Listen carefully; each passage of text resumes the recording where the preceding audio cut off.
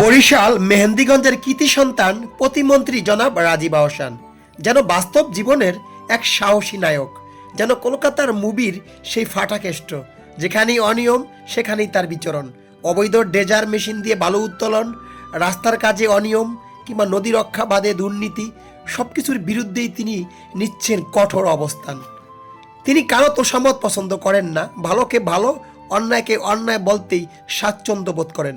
সাধারণ মানুষের প্রত্যাশা তার এই সাহসী জনবান্ধব পদক্ষেপ অবহেলিত মেহেন্দিগঞ্জকে বদলে দিতে গুরুত্বপূর্ণ ভূমিকা রাখবে।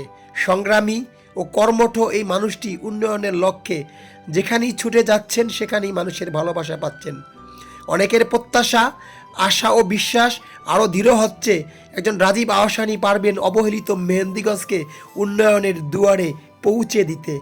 মাননীয় মন্ত্রীর কাছে আমাদের একটাই প্রত্যাশা, আপনি অবহেলিত মেহেন্দিগঞ্জকে রক্ষার জন্য একটা বেড়িবাঁধের ব্যবস্থা করবেন। আপনি চাইলেই পারবেন।